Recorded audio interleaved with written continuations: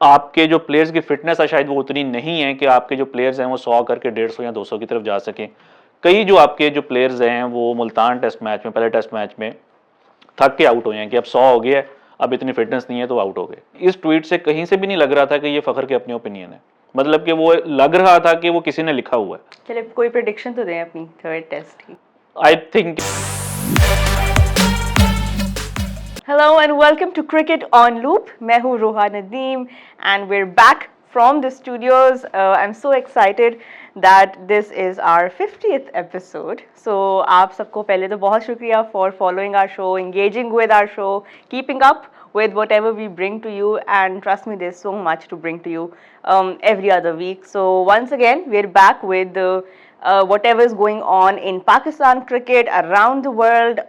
Everything is here for us to sort of go deeper into with none other than cricket statistician and broadcaster Mazhar Arshid, who is back here, who has joined us again. Mazhar, अस्सलाम वालेकुम। पहले तो बताएं studio में आके इतने अरसे के बाद क्रिकेट ऑन लूप कर रहे हैं, कैसा लग रहा है आपको? आई थिंक काफ़ी ज़बरदस्त लग रहा है। जो स्टूडियो भी थोड़ा चेंज हो गया, थोड़ा सेटअप भी चेंज हो गया है। तो for example, ऑनलाइन तो हम करते ही रहे थे, but I think good to be back in the studio. Great to be back in the studio, right? I mean online में भी वो एक बिकॉज अभी जो सिचुएशन है पाकिस्तान क्रिकेट की, हमने बड़ी कोशिश की है कि हम एक डिस्कशन करें इन पर्सन बैठ के about how we are making sense of this home season so far. For example, पहले तो ये कि आपको मुबारक हो 50th हमारा एपिसोड है, और आपकी भी रिसेंटली शादी हुई है, उस पर भी आपको बहुत बहुत मुबारक क्रिकेट ऑन लूप की पूरी फैमिली की। आई थिंक वो पुरानी बात होगी, ये ज्यादा इंपॉर्टेंट चीज 50th एपिसोड है। नहीं इतनी पुरानी डाउन प्ले कर रहे हैं मजर,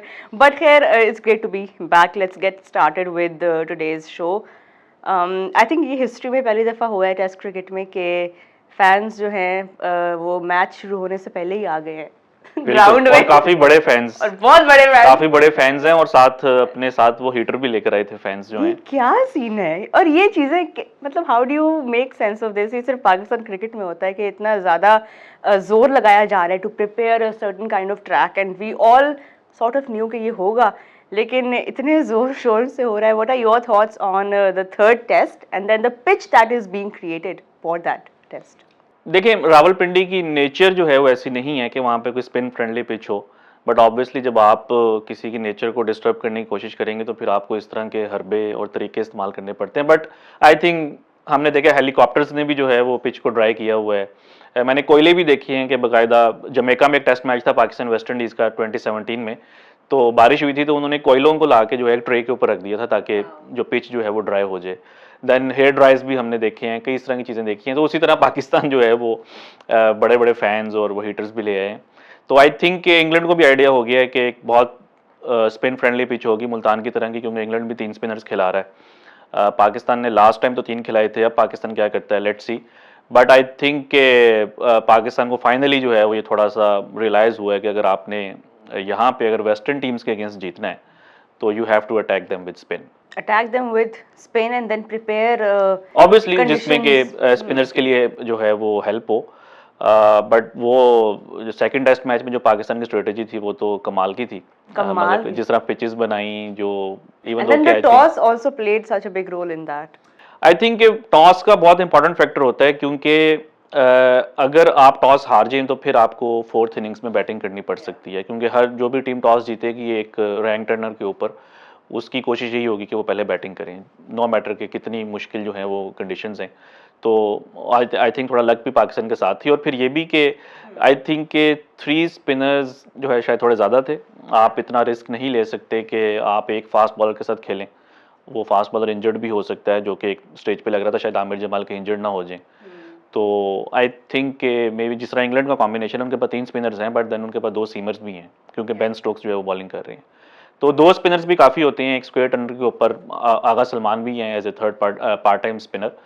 तो लेट्स सी पाकिस्तान किस प्लानिंग के साथ जाता है, बट आई थिंक ये तो एक चीज़ ऑब्वियस है कि पिच जो है वो उसी तरह की कोशिश ये कर रहे हैं कि उसी तरह की बने जिस तरह की मुल्तान में थी सेकंड टेस्ट मैच में। अब उसमें कामयाब होते हैं कि नहीं, ये टेस्ट मैच में ही पता चले। बट ये भी एक तरह का मज़र एक्सपेरिमेंट होगा ना, बिकॉज आपने भी ये बात की कि पिंडी की पिच यूजुअली एक फ्लैट पिच होती है, और आप अभी इतना कोशिश कर रहे हैं उसका नेचर को बदलने की, so that also brings in to question the fact कि we might not go with 3 spinners and we will play the extra fast bowler. Who will that be? And ये टीम का मेकअप क्या लग रहा है, थोड़ा सा इस पे बताएं। देखिए, ये तो अब टीम को देखना है कि पिछले मैच में आपको थर्ड स्पिनर की जरूरत नहीं पड़ी, और नॉर्मली जो एक अच्छा टर्नर होता है, मतलब कि ऐसी पे जिसमें कि टर्न हो, तो उसमें आपको नॉर्मली थर्ड स्पिनर की जरूरत नहीं पड़ती। जो थर्ड होता भी है तो वो कि पार्ट टाइमर होता है जो बॉलिंग कर सकता है। जिस तरह पास्ट में आप कह लें कि अगर पाकिस्तान ने कभी 3 स्पिनर्स खिलाए थे आज से 10-15 साल पहले, तो वो तीसरे स्पिनर शाहिद अफरीदी होते थे या मोहम्मद हफीज होते थे, जो कि बैटिंग भी कर लेते हैं। तो आप उस रोल में आगा सलमान को यूज कर सकते हैं कि अगर आपको लग रहा है कि नहीं तीसरा स्पिनर भी होना और हमने चाहिए। किया भी है, कितना ज्यादा उनको किया भी हमने यूटिलाइज किया है। तो आई थिंक ये नहीं कि ये कोई हाइंडसाइट है कि जाहिद महमूद ने ज्यादा बॉलिंग नहीं की। इवन पहले टेस्ट मैच में भी ये थोड़ा सा आपको आइडिया हो रहा था कि एक स्पिनर ज्यादा है यहाँ पे, और आप अगर एक फास्ट बॉलर को खिलाएं तो वो आपका कहीं ना कहीं जो है आपकी हेल्प हो सकती है। Will that be Naseem? देखिए, नसीम तो उस जब स्क्वाड से रिलीज किया था तब तो यही एक न्यूज थी कि वो दोनों मैचेस से जो है वो अपना उनको रिलीज कर दिया गया है। कुछ ये भी इतलात हैं कि नसीम के कुछ निगल्स भी हैं, वो 100% फिट नहीं थे, जिसकी वजह से सेकंड टेस्ट मैच में उनको रेस्ट करवाने का सोचा था, पर उसके साथ साथ उन्होंने शायद, आई डोंट नो कि उसके पीछे क्या प्लानिंग थी, कि उनको तीसरे टेस्ट मैच में भी उन्होंने इंक्लूड नहीं किया था। तो अब कुछ अगर चेंज हो जाए तो आई डोंट नो, बट उसके अलावा मोहम्मद अली की आपके पास ऑप्शन है, वो खेल सकते हैं। तो I think who also has really good first class जी बिल्कुल बिल्कुल, experience और आई coming थिंक कि पिंडी के अंदर जो है, यहाँ तो पिंडी की पिच फ्लैट होती है, या अगर कोई हेल्प हो तो सीमर्स के लिए होती है, क्योंकि 2019 में जब श्रीलंका पाकिस्तान आया था, जब पाकिस्तान में क्रिकेट की वापसी हुई थी, तो उस मैच में पाकिस्तान ने पिंडी में 4 फास्ट बॉलर्स खिला दिए थे, कोई स्पिनर नहीं खेला था। देन जो 2021 में जो आप साउथ अफ्रीका से जीते थे, वो भी आप अपनी फास्ट बॉलिंग से जीते थे। तो आई थिंक कि पिंडी में आई थिंक आपको दो जो है पेसर्स चाहिए होंगे, और स्पिनर्स जो हैं वो आपके, क्योंकि इन कंडीशंस में जो है ना वो आप 4 बॉलर्स के साथ खेल सकते हैं। अगर कोई ऐसी कंडीशंस हो जहां पे के सेमी कंडीशंस हो या जो फ्लैट विकेट हो, वहां पे आपको जो है वो 5 बॉलर्स की जरूरत पड़ सकती है। बट अगर आपने जो है वो पिच में इतना ज़्यादा टर्न है, जिस तरह श्रीलंका में होता है, हम देखते हैं इजीली 4 बॉलर्स खेलते हैं, या बांग्लादेश में, इवन इंडिया जैसी कंडीशंस में आप खेल सकते हैं। तो ये आई थिंक पाकिस्तान को थोड़ा सा जो है इसको रिकंसिडर करना होगा। चलिए, a lot of surprises then await us for this third test match. अभी आपने 2021 का जिक्र किया, I think that was the last time when Pakistan won in Rawalpindi. But अभी क्योंकि सीरीज लेवल है, तो अभी all eyes will be on this third test. और इंग्लैंड की तरफ से भी जो इस वक्त उनके प्रेस कॉन्फ्रेंस के थ्रू या उनके इंटरव्यूज के थ्रू जो कम्युनिकेशन आ रही है, वो यही आ रही है कि they are very well aware of what the pitch will look like, and of course उन्होंने अपने स्क्वाड के अंदर भी इसके इंक्लूजन्स किए हैं। रेहान अहमद ऑफ कोर्स वो खिला रहे हैं, रिप्लेस किया है उन्होंने ब्राइडन कार्स को, और गस एटकिंसन, शोएब बशीर पहले ही हैं, और ये this is what they are going with. They think के this is their best shot at winning, because उनकी एक हमेशा विनिंग मेंटालिटी रहती है। But any words on England's 11? देखिए, इंग्लैंड की प्लेइंग 11 से भी जो है ये ऑब्वियस है कि अगर वो 3 स्पिनर्स खिला रहे हैं, Shoaib Bashir, Jack Leach and Rehan Ahmed. Rehan Ahmed जब कराची में खेले थे 2 साल पहले, तो वो 5 आउट भी कर गए थे, यंग स्पिनर है। इसके अलावा इंग्लैंड के एक अंडर 19 के स्पिनर हैं ताजीम अली, और वो पाकिस्तान ओरिजिन के हैं, वो पाकिस्तान में छुट्टियां मनाने आए हुए थे, तो उन्होंने उसको कहा कि भाई छुट्टियां आपकी खत्म हो गई हैं, यहाँ पे आके हमें नेट्स में बॉलिंग करें। तो वो भी जो है इस टाइम इंग्लैंड की टीम में एज ए नेट बॉलर जो है बॉलिंग कर रहे हैं, जो कि पाकिस्तान में हॉलीडे के ऊपर आए हुए थे। तो इंग्लैंड को भी ये थोड़ी सी परेशानी हो रही है कि हमने स्पिन को कैसे खेलना है, हमारे जो बैटर्स हैं वो थोड़ा सा यूज टू हो। तो 3 स्पिनर्स अगर हम देख रहे हैं उनकी प्लेइंग 11 में, तो हमें लग रहा है कि वो भी ये एक्सपेक्ट कर रहे हैं कि मुल्तान जैसे ही पिच होगी। But do we see enough experience in this spin attack? Because Pakistan के spin attack में we did देखिए, see some... जो जब पिच के ऊपर बहुत ज़्यादा हेल्प होना स्पिनर्स के लिए, तो उसके अंदर इनएक्सपीरियंस भी चल जाता होता है। जिस तरह यूएई में जब मैचेस हुए थे, तो यासिर शाह अभी नए आए थे, तो उन्होंने आते साथ ही मैचेस जितवाना शुरू कर दिए थे। जुल्फिकार बाबर का डेब्यू, इवन दो उनका फर्स्ट क्लास एक्सपीरियंस बहुत ज़्यादा था, लेकिन उन्होंने जो है उसमें भी पाकिस्तान को मैचेस जितवा दिए। अब्दुर्रहमान एक और एग्जाम्पल है।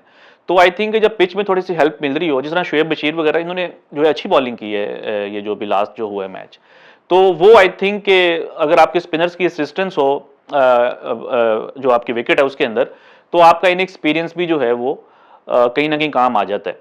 बट मैं ये नहीं कह रहा कि कोई आइडियल उनका कॉम्बिनेशन है। अब जैक लीच का एक्सपीरियंस है, बट रेहान और शोएब जो हैं ये थोड़े से इनएक्सपीरियंस्ड हैं।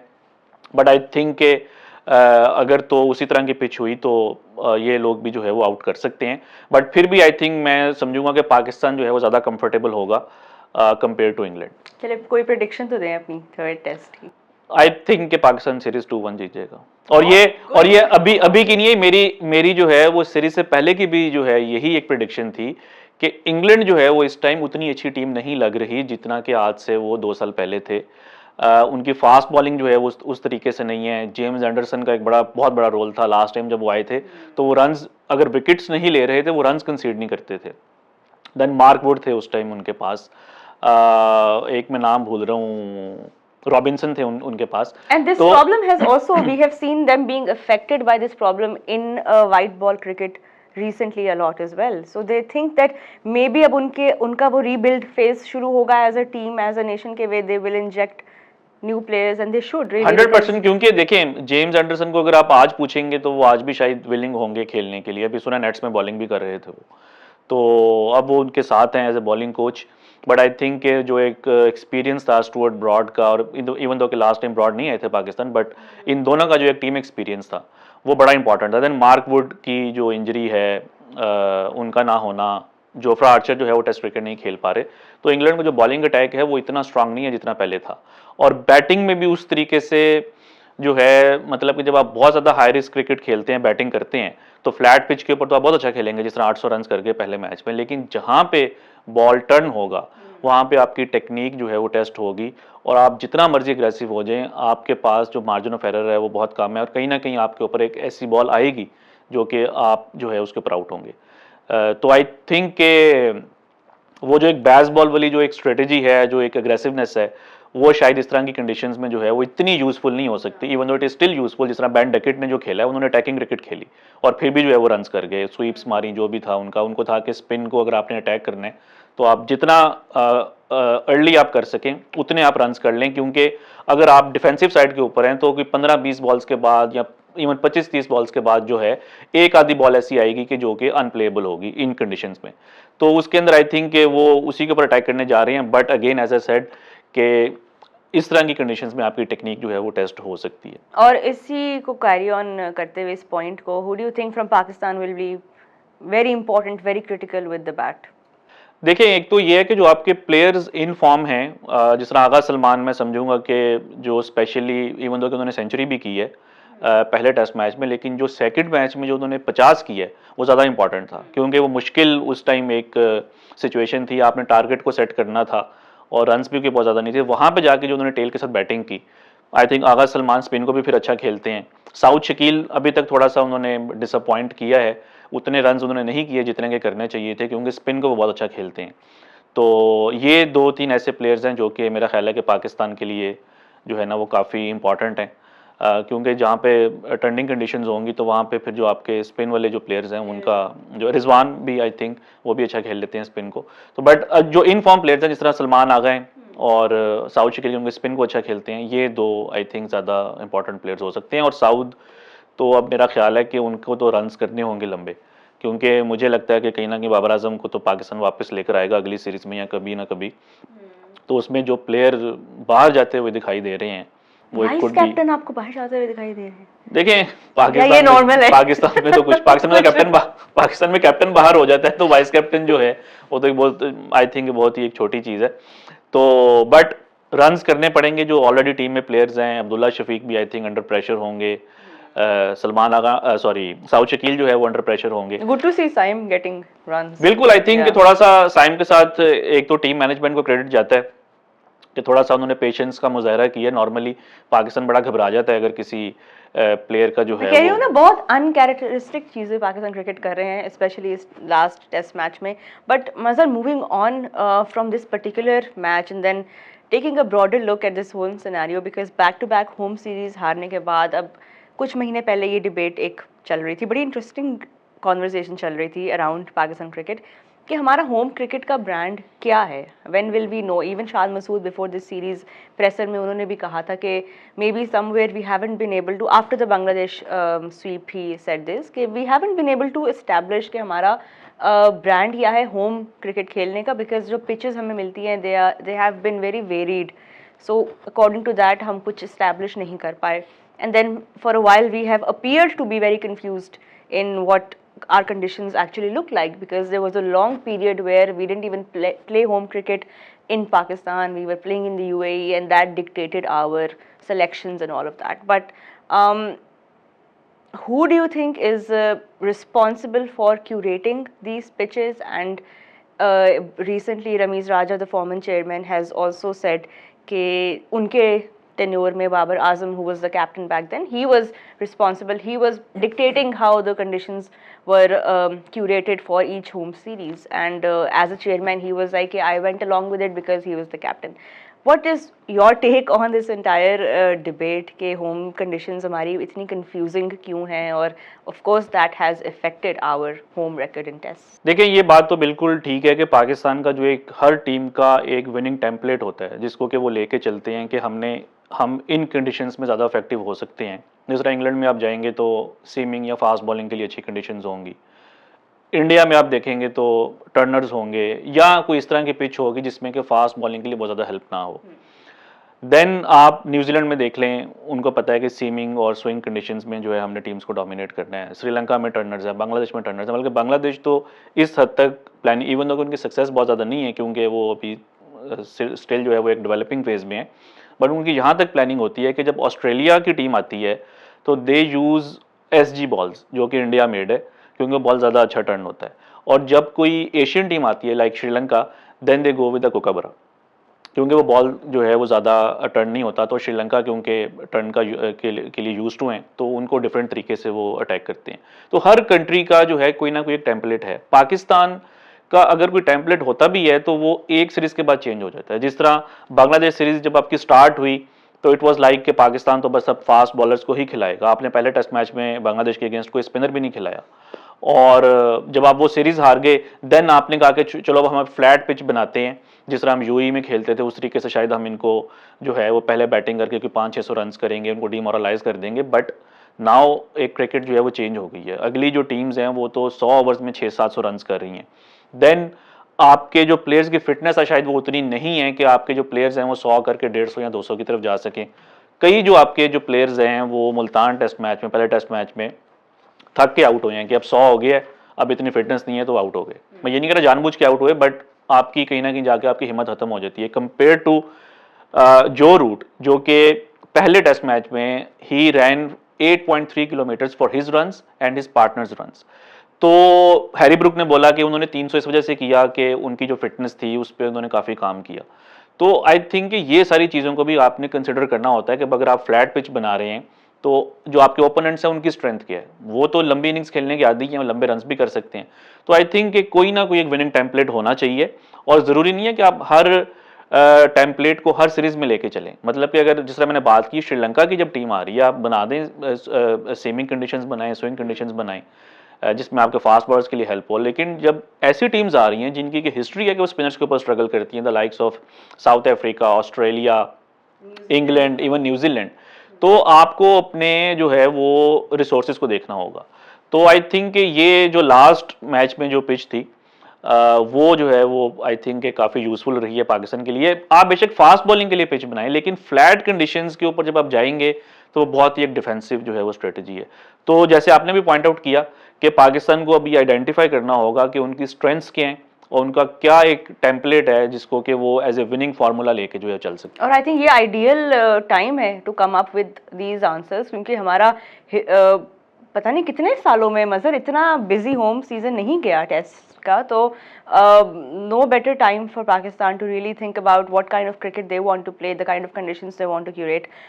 But moving on from this, एक और बहुत बड़ी जो डिस्कशन पाकिस्तान क्रिकेट को इस वक्त कंज्यूम कर रही है, बल्कि इस वक्त नहीं पिछले 10 दिन से तकरीबन, कि Babar Azam was not part of the squad for the second test and the third test, and of course उनकी जो reasonings थी, बहुत सारे लोगों ने बहुत सारे उसमें से बातें निकाली, but there was a lot of support as well for Babar Azam, because of course आप ये deny नहीं कर सकते कि जो स्टार पावर उनकी है और जिस तरह का उन्होंने जिस तरह का अपने लिए उन्होंने बेंचमार्क सेट कर दिया, where people were not taking it very well, of course the fans and a lot of people from the cricket community from across the border, if you saw some of the tweets, but Fakhar Zaman also came to his एड तो नहीं कहेंगे, but of course being a team player उन्होंने ये कहा कि it is concerning to hear suggestions about dropping Babar Azam and India didn't bench Kohli during his rough patch. And this was a very big comparison to make, by the way, and a lot of people had a lot of thoughts on it. There is still time to avoid pressing the panic button. This is before, ये tweet उन्होंने announcement से पहले की थी, लेकिन उसके बाद उनको obviously अब PCB ने भी show cause notice दिया. आपको लगता है ये tweet करनी चाहिए थी फ़खर ज़मान को, being part of the playing, like अभी वो सेंट्रल कॉन्ट्रैक्ट भी है, एक्टिव प्लेयर हैं? Do you think this was something जो नॉर्मली और जगह पे हमने देखा हुआ है होते हुए? देखिए, इसमें जो की जो पार्ट है वो है सेंट्रल कॉन्ट्रैक्ट. तो अगर तो आपके कॉन्ट्रैक्ट में इस तरह की चीज़ें हैं और जब आपने उसके ऊपर साइन किया हुआ है, तो ये डिबेट अभी इररिलेवेंट है कि क्या ये ट्वीट ठीक था या गलत था, या क्या ये एक्सेप्टेबल था कि नहीं. जब आपने साइन किया है तो उसमें आप सर्टेन कंडीशन से एग्री करते हैं, देन आपको सेंट्रल कॉन्ट्रैक्ट मिलता है. तो उसके अंदर कोई इस तरह की पॉलिसी थी कि आपने जो है वो इन चीज़ों के ऊपर बात नहीं करनी, तो then I think he should have avoided that. और ऑनेस्टली अगर आप मेरे से पूछें तो एक होता है ना कि आप अपना एंगर जो है उसको एक्सप्रेस कर रहे हैं या अपने ओपिनियंस को जो है वो एक्सप्रेस कर रहे हैं. इस ट्वीट से कहीं से भी नहीं लग रहा था कि ये फ़खर के अपने ओपिनियन है, मतलब कि वो लग रहा था कि वो किसी ने लिखा हुआ है. अब वो क्या उसके पीछे स्टोरीज आई डोंट नो, यानी कि कोई मैनेजर या कोई हो सकता है. तो मतलब कि नॉर्मली मतलब कि वो कहीं से नहीं लग रहा था कि ये किसी प्लेयर का ओपिनियन है. वो एक प्रॉपर जो है वो जिस तरह आप कह लेंगे एक जर्नलिस्टिक वे में जो है उसको लिखा गया था. देन इस तरह का कंपैरिजन जब आप करेंगे विराट कोहली के साथ, तो आई मीन विराट कोहली के कोई जो है वो 9-10 हज़ार रन भी हैं. और ये पर्पस इसका यही था, ये कंपैरिजन करने का, कि जितने ज़्यादा हेडलाइंस आप क्रिएट कर सके और जितना ज़्यादा बज़ आप क्रिएट कर सके उतना करें. देखिए वही, देखिए बात ये है कि अगर तो विराट कोहली ने जो है वो इंडिया को वर्ल्ड कप जितवाए हैं, ठीक है, बेशक डिफरेंट फॉर्मेट है. टेस्ट मैचेस में उन्होंने जो उनकी परफॉर्मेंसेज हैं, ऑस्ट्रेलिया में देख लें आप, साउथ अफ्रीका में देख लें, हर कंडीशंस में उन्होंने रन किए, में दो कि he might be out of form right now या might not be at his best right now. तो जब आप उस तरह का कंपैरिजन करेंगे तो वो हम इस प्रोग्राम्स में कई बार बात कर चुके हैं कि जब आप कंपैरिजन करते हैं तो दोनों का जो स्टेटस है वो सेम होना चाहिए, या फिर आप कंपैरिजन करें एक पीरियड का कि पिछले 2 सालों में जो है वो किसकी अच्छी परफॉर्मेंस है. अगर आप ये बात करते हैं जी कि 2019 से लेके 2022 तक जो है वो विराट कोहली और बाबर का जो रिकॉर्ड था, ओडीआई रिकॉर्ड, उसमें कौन बेहतर था, तो हम कह सकते थे कि यार बाबर बेहतर था. अब आप एक टाइम फ्रेम का कंपैरिजन करें, बट जब आप दो प्लेयर्स का कंपैरिजन करते हैं तो दोनों का स्टेटस, दोनों का सैंपल साइज सेम होना चाहिए. तो आई थिंक एक तो जैसे आपने खुद ही बात कर दी कि वो तो एक लग रहा था कि शायद आप व्यूज लेना चाह रहे हैं उसके ऊपर या रिएक्शंस लेना चाह रहे हैं, बट आई थिंक एक प्लेयर ने जब एक कॉन्ट्रैक्ट को साइन किया हुआ है तो आपको जो है वो फिर इस तरह की पॉलिसीज के ऊपर जो है वो नहीं बात करनी चाहिए. अच्छा, कुछ रिपोर्ट्स अब ये भी आ रही हैं कि शायद फ़खर अब ऑस्ट्रेलिया टूर के लिए कंसिडर नहीं किए जाएंगे, बिकॉज ऑब्वियसली आपको जब शो कॉज नोटिस दिया गया थोड़ा सा एक बिटरनेस क्रिएट हुई है between the board and Fakhar Zaman right now. Board की तरफ से भी उस पर जवाब आया कि he brought the game to disrepute, which is I think a big thing to say for a player that is currently part of your plans. But this 2 month break, do you believe अच्छा, ये देखिए इसमें कुछ ऐसी भी news है कि शायद उनका कोई फिटनेस के भी इश्यूज हैं. ये भी मैंने सुना है, डोंट नो कि ये कंफर्म्ड रिपोर्ट है कि नहीं, क्योंकि इवन वर्ल्ड कप में भी जब वो खेल रहे थे तो आपको याद होगा कि उन्होंने कुछ मैचेस को मिस किया था और तब भी उनका कोई नी का इशू था. अब आई डोंट नो कि ये 2 months की जो ब्रेक है ये बोर्ड ने उनको सजेस्ट किया या वो खुद चाह रहे हैं, बट अगर आप एज एन इंडिविजुअल एक प्लेयर की बात करें देन आई थिंक कि फ़खर को टीम में होना चाहिए. आपकी जो वनडे टीम है उसमें कोई ज़्यादा मार्जिन नहीं है चेंजेस का, और चैंपियंस ट्रॉफी आने वाली है, तो अगर तो वो फिट हैं, अवेलेबल हैं, और But then 2 month break and then champions, I mean that doesn't हाँ, add तो up at एग्जैक्टली all. तो आई थिंक के अनटिल एंड अनलेस के कोई बहुत एक्सट्रीम मेजर्स ले रहा है बोर्ड उस ट्वीट के ऊपर और मतलब कि उनको कोई सस्पेंड करने का सोच रहा है या कुछ इस तरह से है, वो एक और बात है. लेकिन अगर वो अवेलेबल हैं, फिट हैं, तो आई थिंक के आपको उनको खिलाना चाहिए. और ये सिर्फ फ़खर की बात नहीं, आपके जितने भी प्लेयर्स हैं जो कि आपके चैंपियंस ट्रॉफी के प्लान्स में हैं, उसमें बाबर हों या अभी कुछ, क्योंकि खबरें आ रही हैं कि आपने कुछ सीनियर्स को रेस्ट करवाना है, तो इवन जिम्बाब्वे के अगेंस्ट भी अगर आप खेल रहे हैं तो अब वनडे क्रिकेट आपकी होती, आप 1 साल के बाद वनडे क्रिकेट खेल रहे हैं. सिंस वर्ल्ड कप पाकिस्तान ने कोई वनडे क्रिकेट नहीं खेली. अब अगर 1 साल के बाद वनडे क्रिकेट आ रही है तो आप उसमें रेस्ट तो नहीं करवा सकते, specially when you are preparing for that champions trophy. तो आई थिंक कि वनडे में आपकी फर्स्ट चॉइस टीम होनी चाहिए. T20s में आप कह सकते हैं कि कुछ प्लेयर्स को जो है सीनियर्स हों या जो भी हैं आप उनको रेस्ट करवा सकते हैं. चलें अब थोड़ा सा अब क्रॉस द बॉर्डर जो इस वक्त एक्टिविटीज़ चल रही हैं वहाँ पे भी बड़ी बड़ी हेडलाइंस बन रही हैं, रिकॉर्ड्स बन रहे हैं। पहला टेस्ट जो हुआ between New Zealand and India, New Zealand ने बड़ा ही कन्विंसिंगली इंडिया को हराया at home, which is also not happened in long time. So पहले तो उस टेस्ट के ऊपर अपना ओपिनियन दें कि इंडिया को इंडिया में हराना और एक इतनी फुल स्ट्रेंथ भी उनकी टीम है, और उस सब इस कॉन्टेक्स्ट में how big of a win was this for New Zealand? देखिए, न्यूजीलैंड एक ऐसी टीम है जिन्होंने हमेशा ओवर अचीव किया है considering there resources and everything. Even their population, I mean, it's such a small country, and look at the match winners that they have. तो I think के ग्लोबल टूर्नामेंट्स हों या इस तरह की अचीवमेंट्स हों तो हमेशा न्यूजीलैंड सरप्राइज करता है, और ये तो बहुत ही बड़ा सरप्राइज था क्योंकि after 36 years they won a test match in India, और इंडिया को उनकी होम कंडीशंस में हराना हमें पता है कि कोई आसान काम नहीं है। तो आई थिंक के अगर हम थोड़ा प्लेयर्स को छोड़ के देखें तो जिस तरह एक बैटिंग फेलियर हो सकता है, एक बॉलिंग फेलियर हो सकता है, कैप्टनसी का फेलियर हो सकता है, तो आई थिंक एक पिच क्यूरेटर का भी शायद कोई फेलियर हो सकता है। तो वो शायद ये एक्सपेक्ट कर रहे थे कि कोई बहुत ज़्यादा जो है ऐसे पिच होगी जिसमें कि स्पिनर्स जो हैं वो आउट करेंगे, इसीलिए हमने देखा कि उन्होंने 3 स्पिनर्स खिलाए इंडिया ने, और देन टॉस जीत के पहले बैटिंग करना, तो वो ये एक्सपेक्ट कर रहे थे कि 4th इनिंग्स में न्यूजीलैंड को वो उनके जो स्पिनर्स हैं उनको मतलब कि मुश्किलात में डाल सकते हैं। बट आई थिंक कि शायद वो बारिश हो गई या उस तरीके से वो कंडीशंस नहीं बनी जिस तरह के वो एक्सपेक्ट कर रहे थे, और वो चीज़ जो है वो बैकफायर कर गई। तो I think full credit to New Zealand, उनके बॉलर्स ने बहुत अच्छी बॉलिंग की, जैसी मर्जी कंडीशंस हों, एक इंडिया को उनकी होम कंडीशंस में 46 के ऊपर ऑल आउट करना, दैट्स अ बिग थिंग। तो आई थिंक इंडिया वहाँ पे ही मैच हार गया था। उसके बाद ठीक है, उन्होंने रिकवरी की, उन्होंने सेकंड इनिंग्स में रन्स किए, सरफराज ने जो है वो 150 किया, बट आई थिंक 46 के ऊपर आउट होने के बाद जो है वो कोई कोई भी कोई टीम रिडेम्पशन नहीं हो सकी। हाँ, कोई भी जो टीम है वो उसके लिए मैच जीतना बहुत मुश्किल हो जाता है।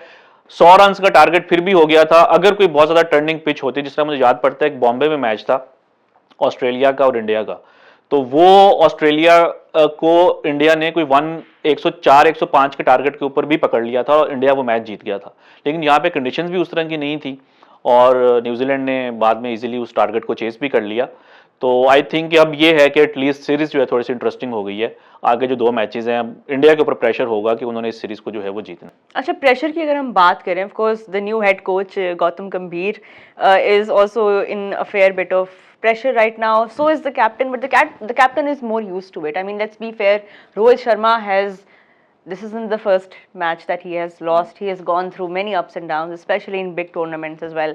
बट गौतम गंभीर के ऊपर इस वक्त सारी नज़रें ज़रूर हैं, क्योंकि अभी तक इंडिया ने, जब से उन्होंने ज्वाइन किया, India have lost the ODI series to Sri आफ्टर 27 years, and then this 46 all out happens against New Zealand, and home test हारे 36 years के बाद, जैसा अभी आपने कहा, and then of course their third lowest total.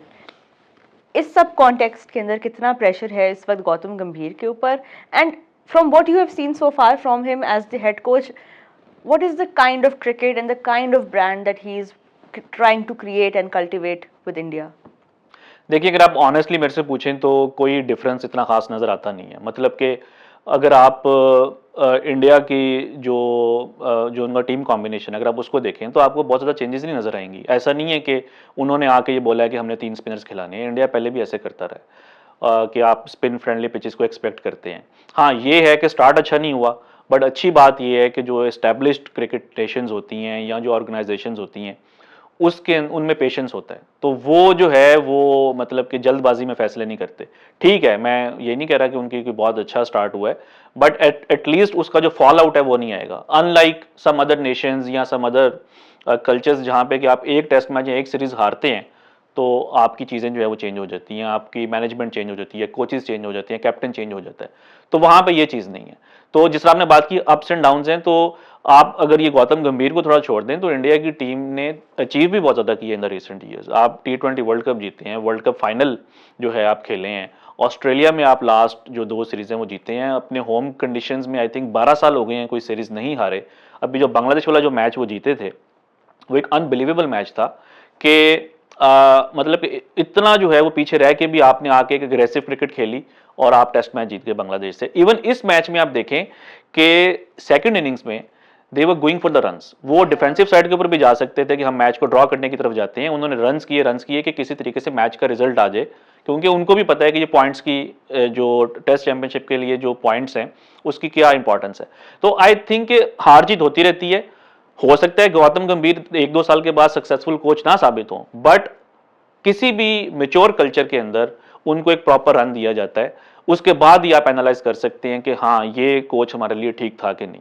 तो यहाँ पे ये नहीं होगा कि अगर वो एक सीरीज हार जाते हैं तो उनको हटा दिया जाएगा। तो ये एक जो है ना आई थिंक ये बहुत की पॉइंट है जो आपने भी रेज किया है कि आई थिंक एक बहुत स्टार्क डिफरेंस है, बिकॉज अच्छे प्लेयर्स दुनिया में हर जगह पे हैं, बॉर्डर के इस तरफ भी हैं उस तरफ भी हैं, but I think the approach, the attitude जिससे वो अप्रोच करते हैं इन लोज को या जो इनके हर्डल्स आते हैं when they are playing a match. And even Rohit Sharma in the press conference after this match ended, he also said कि even though we were 46 all out, but उसके बाद जो बैटर्स ने एक पॉजिटिव एटीट्यूड लेके जो वो चले हैं और उन्होंने they went for those runs, जिस तरह आपने भी पॉइंट आउट किया, as a captain you could see कि वो कितना रिलैक्स्ड थे इवन तो इतना बड़ा मैच हारने के बाद और इतनी आपने रिकॉर्ड लो टोटल बनाया उसके बाद as a captain you will feel a certain sense of एक डिफीटेड आप पे लुक होगी, but Rohit Sharma was far from it. I have seen a fair, we have all seen a fair bit of Rohit Sharma in pressers being all like उनकी body language बहुत quickly change होती है, but somehow this time it was very different because he was confident in his team as a captain and he wasn't throwing around blame. और I am sure उनका जो dressing room का culture है वो भी इस चीज़ को इनकरेज करता है, एंड हेड कोच की तरफ से आए, कैप्टन की तरफ से आए कि there is always a way out of any situation. देखिए ये जो सारा कॉन्फिडेंस आता है आपके कल्चर से कि आपके पास कितनी एश्योरेंस है.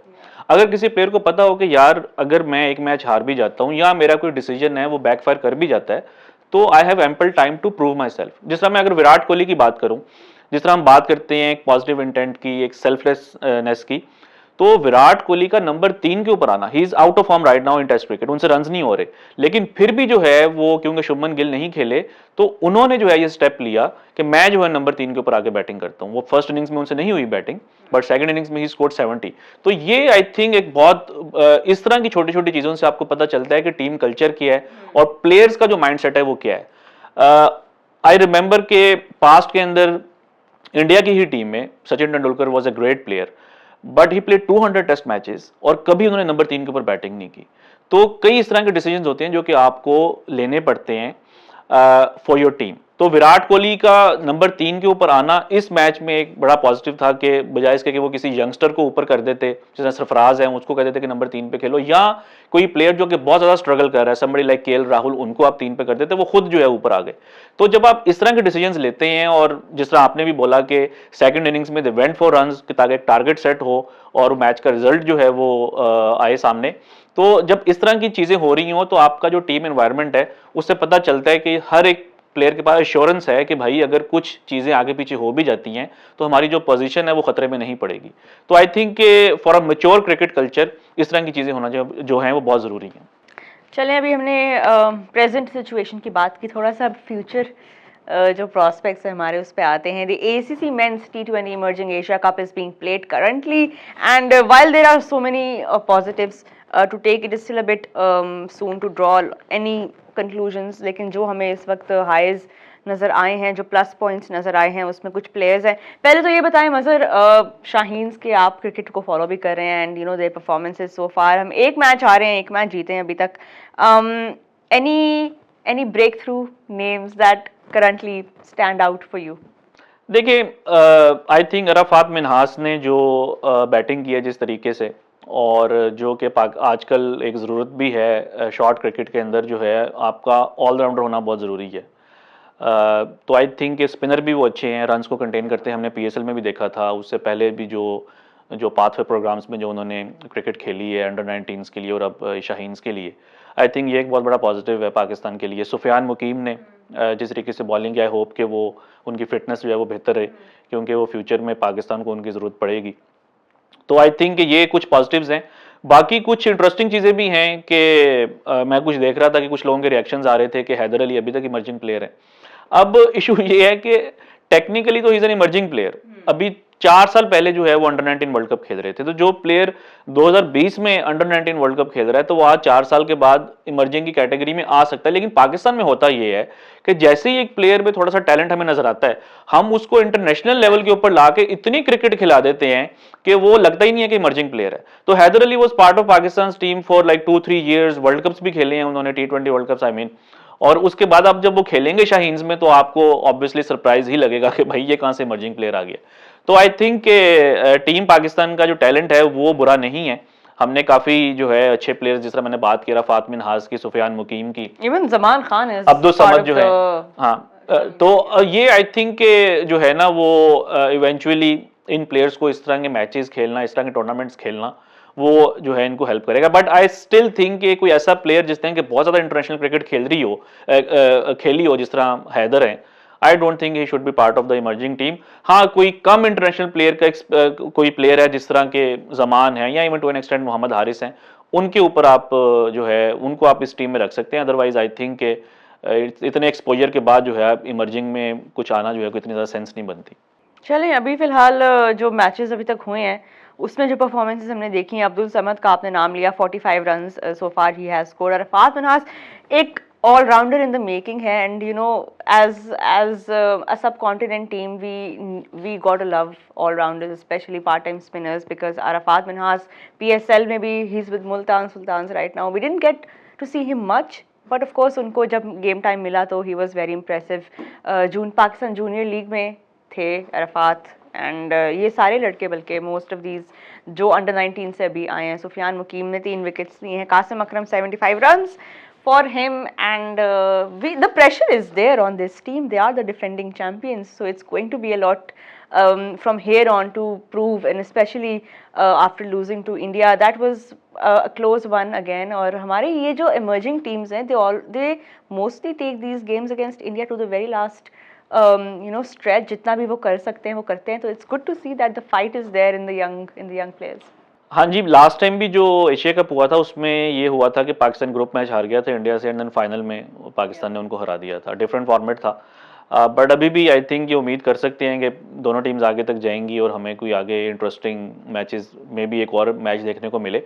बट ये है कि छोटे लेवल से ही अगर प्लेयर्स को इतना एक्सपोजर मिल रहा है कि इंडिया के साथ खेल रहे हैं, मैचेस जो हैं स्ट्रीम हो रहे हैं या टीवी के ऊपर आ रहे हैं, आजकल तो हर चीज़ सोशल मीडिया के ऊपर भी आ रही है, तो प्लेयर्स की डेवलपमेंट के लिए आई थिंक ये बहुत अच्छा है। डेवलपमेंट की जहाँ तक हम बात करें, सिर्फ प्लेयर्स डेवलप नहीं हो रहे, कप्तान भी एक डेवलप हो रहा है। Mohammad Haris, has he impressed you? Is he a candidate for the future white ball captain of Pakistan? देखें, अगेन जो हम बात करते हैं too early to say anything, future बोला है मैंने, फ्यूचर वही मैं कह रहा हूँ कि सैंपल साइज अभी जो है बहुत कम है। जब हम उनको मजीद कुछ इस तरह के टूर्नामेंट्स में डोमेस्टिक में देख लेंगे तब जाके आप बट एक कुछ आइडिया हो जाता है प्लेयर, बट आई थिंक ये इस मैच में नहीं है। देखें, इस में थोड़ा सा डिसअपॉइंटिंग था कि वो पहले मैच में अगर आप देखें तो स्पिनर्स ने जो है वो इतनी अच्छी वहां पे बॉलिंग की कि वो रन्स कंटेन नहीं कर रहे, और पाकिस्तान के कई स्पिनर्स ने जो अपना पूरा कोटा नहीं किया, फास्ट बॉलर जो ज्यादा बॉलिंग करते रहे। बट अगेन यंग कैप्टन है, थोड़ा सा उनको मार्जिन देना पड़ेगा। जिस तरह बैटिंग सीखने में टाइम लगता है, बॉलिंग सीखने में टाइम लगता है, तो आई थिंक आपकी जो टीम स्ट्रेटेजी है, जो गेम अवेयरनेस है, वो भी आहिस्ता आहिस्ता इंप्रूव होती है। तो उनमें एक स्पार्क तो है, मुझे उनके इंटेंट, उनका जो एग्रेशन है वो पसंद है। आई नो कि अभी तक वो उस तरीके से डिलीवर नहीं कर सके, but I think he is one for the future. He is one for the future. एक और विकेट कीपर बैटर प्रिपेयर तो चलें हो रहे हैं फिलहाल। अभी करंटली जो विकेट कीपर बैटर हैं, क्या वो कप्तान बनेंगे नहीं बनेंगे, क्योंकि खबरें आ रही हैं कि शायद रिजवान फाइनली बन जाएं कैप्टन वाइट बॉल के। कंफर्म कुछ भी नहीं है, बट शायद मजहर अरशद को कोई अंदर की बात पता हो जो हम देखिए पाकिस्तान में जो अंदर की बात है ना वो होती है जो 2-3 दिन पहले जिस तरफ हवा चल रही हो। अब अगर शान मसूद ये टेस्ट सीरीज जीत जाते हैं, इंग्लैंड को हरा देते हैं, आई वोंट बी सरप्राइज कि शान पाकिस्तान की ओडीआई टीम में भी आ जाए। मे बी ऐसा कैप्टन ना आए, बट हो सकता है कि पाकिस्तान को रियलाइज हो कि यार इसने इतनी बड़ी सीरीज जितवा दी। But can we have three different captains then? देखिए किया तो जा सकता है, बट यू नेवर नो कि शान को जो है वनडे और टेस्ट का भी कैप्टन बना दें। अगर शान ये सीरीज जीत जाते हैं और वनडे में आगे अपनी पोजीशन को जस्टिफाई कर देते हैं, तो पाकिस्तान में तो ऐसे ही होता है। आप देखेंगे अभी आगा सलमान ने टेस्ट मैचेस में रन्स किए हैं और बातें हो रही हैं कि शायद उनको वनडे का कैप्टन बना देना चाहिए, इस तरह की भी बातें हो रही हैं। But as of now strong candidate जो है वो रिजवान ही है। और I think why has it come to this point, like इतना टाइम क्यों लगा है फॉर मोहम्मद रिजवान, या अगर वो बनते भी हैं captain, for him to like take on this देखिए वाइट बॉल क्रिकेट तो आपकी अगर आप देखें तो वनडे क्रिकेट तो साल के बाद हो रही है, 1 साल के बाद हो रही है। जहां तक बात है T20s की, तो उसमें तो ऑलरेडी जो है वो बाबर कैप्टन थे, तो यहाँ तो फिर आप जब शाहीन को हटाया था तब आप रिजवान को मैं बना तभी की बात कर रही हूँ कि ये नाम तो कंसिडरेशन में, I mean, we all know Mohammad Rizwan is a born, he's a natural leader, and we've seen that in PSL, we've seen that in domestic. He has taken like जिस तरह सरफराज अहमद ने एक अरसा कप्तानी की डोमेस्टिक में और फिर जाके उनको मिली और उन्होंने प्रूव किया, इसी तरह मोहम्मद रिजवान भी उस कैटेगरी के कैप्टन है। फिर भी वो नेचुरल वो नहीं थे फर्स्ट चॉइस।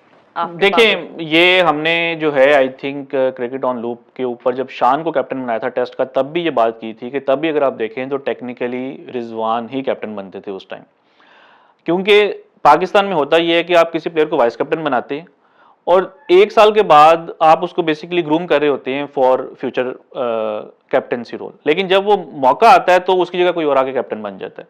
तो रिजवान ने पाकिस्तान की टेस्ट टीम में कप्तानी की हुई है जब बाबर आजम इंजर्ड थे न्यूजीलैंड में, और वो आपके वाइस कैप्टन थे, एंड देन एकदम से शान बन गया। अब मैं ये नहीं कह रहा कि शान अच्छे कैप्टन नहीं है या शान को हटा देना चाहिए, अब वो भी अनफेयर होगा, बट अगर आप जो है वो चलें कि जो एक क्रिकेट कल्चर होना चाहिए कि आपने जब किसी को ग्रूम किया तो आप उसी को मौका दें। तो मैं आपकी बात से एग्री करूंगा कि आज से 2 साल पहले या 1 साल पहले जब ये चेंजेस आ रही थी वर्ल्ड कप के बाद, तब आप कंसिडर कर सकते थे रिजवान को, लेकिन जैसे मैंने आपको बोला कि पाकिस्तान में जो डिसीजंस होते हैं वो वाइब्स और इमोशंस के ऊपर होते हैं। जब आप वर्ल्ड कप हारे हुए थे, जब इंडिया में आपकी काफी खराब परफॉर्मेंस थी, आप आए तो Rizwan was part of that team, तो कोई भी जो है वो शायद ये उस टाइम स्टेप लेने को तैयार नहीं था कि आप रिजवान को टेस्ट का जो है वो कैप्टन बनाएं। शान उस टाइम थोड़े पॉपुलर नाम था, क्योंकि पाकिस्तान में जो प्लेयर टीम में नहीं होता वो ज्यादा अच्छा लग रहा होता है हमें, वो कोई भी प्लेयर हो। पाकिस्तान में तो सिर्फ डिस्कशन जो आपकी डिस्कशन है वो इसी चीज के ऊपर होती है कि जो टीम में बाहर नहीं है, सॉरी जो बाहर है उसको आप अंदर ले आए। तो आई थिंक तब वो एक डिसीजन लिया और शान को उन्होंने बनाया। बट पॉइंट इज कि अब अगर शान ये सीरीज जीत जाते हैं इंग्लैंड वाली, तो उसके बाद आप उनको टेस्ट से तो नहीं हटा सकते, इवन के उनकी अपनी फॉर्म शायद उतनी अच्छी ना हो। तो आपकी बात से मैं एग्री करूंगा कि 1 साल पहले रिजवान को कंसिडर करना चाहिए था, specially for test cricket, but अब अगर 1 साल के बाद कर रहे हैं फॉर ओडीआई क्रिकेट, तो आई थिंक वो जरा टीम में सीनियर भी हैं, उनकी जगह भी जो है पक्की है। तो और उनकी परफॉर्मेंसेस भी आप देख लें तो कंसिस्टेंट, वर्ल्ड कप उनका बहुत अच्छा गया था वर्ल्ड कप में भी, and even I mean that was the main reason why Shadab wasn't continued as the captain, because अब देखिए अगेन वही पॉइंट है कि T20 में Shadab was vice captain for a long time, exactly what you said अभी ना कि और जब बाबर को आपने रिमूव किया तो आपने शाहीन को बना दिया, तो टेक्निकली तो वहां पे शादाब को बनना चाहिए था। बेसिकली वाइस कैप्टन का जो ओहदा है वो थोड़ा सा अब जिस तरह साउथ शकील है, साउथ शकील इस टाइम वाइस कैप्टन है, लेकिन अगर आप आज से लेट्स से के शान जो है वो अगली सीरीज में उनको रेस्ट करना पड़ जाए या कोई और इशू हो जाए, क्या आप इतना बड़ा स्टेप लेंगे कि साउथ को जो है आप कैप्टन बनाएं? कभी भी नहीं, क्योंकि अब आप क्योंकि वो रन्स नहीं कर रहे तो आपको वो भी बुरे लग रहे हैं। तो पाकिस्तान में अच्छा प्लेयर, अच्छा कैप्टन वही होता है जिसने कि पिछले कोई 1-2 हफ्तों में परफॉर्म किया हो, जो ज्यादा पॉपुलर हो। यहाँ पे वो टेक्निकली जो है कि जी टेक्निकली कौन ज्यादा स्मार्ट है, उन चीजों को नहीं देखा जाता। तो आई थिंक जिस तरह बैटिंग एक स्पेशलाइज्ड जॉब है, बॉलिंग एक स्पेशलाइज्ड जॉब है, इसी तरह कैप्टन होना भी एक स्पेशलाइज्ड रोल है, और उसके लिए आपका एक्सपीरियंस होना चाहिए। जब साउथ शकील कैप्टन बने थे, वाइस कैप्टन आई मीन, जब अनाउंस किया था, तो मुझे उसमें काफी एक पॉजिटिव चीज नजर आई थी कि he has come through a proper channel, मतलब कि उन्होंने यूथ क्रिकेट में उन्होंने कैप्टनसी की हुई है, उन्होंने ये इमर्जिंग टीम्स को कैप्टन किया हुआ है, उन्होंने जो आपकी फर्स्ट क्लास क्रिकेट है उसमें उन्होंने कैप्टन किया हुआ है, और अब शायद सुनने में आ रहा है कि शायद कोयटा ग्लैडिएटर्स के भी अगले कैप्टन जो है साउथ शकील होंगे। तो वो उनमें सारे चीजें थी जिसकी वजह से उनको बनाया गया था। हाँ, अब थोड़ा सा उनकी टेक्निक के ऊपर बातें हो रही हैं कि क्या वो साउथ अफ्रीका में जाके सर्वाइव कर सकेंगे, रन्स कर सकेंगे, फास्ट बॉलिंग के ऊपर वो कितना खुद को इंप्रूव करेंगे, तो अब इस तरह की बातें होना शुरू हो गई। Too soon, right? I mean, exactly, but I think जो आपका एक प्रॉपर स्ट्रक्चर होना चाहिए कि ये हमारा वाइस कैप्टन है, तो 2 साल के बाद हम इसको जो है वो कैप्टन बनाएंगे। पाकिस्तान में वो चीज नहीं होती। चलें, Mazhar Arshad, thank you so much for your time. आप सबका बहुत शुक्रिया for watching cricket on loop. We will see you in the next one. तब तक के लिए अपना बहुत ख्याल रखिए। Good bye.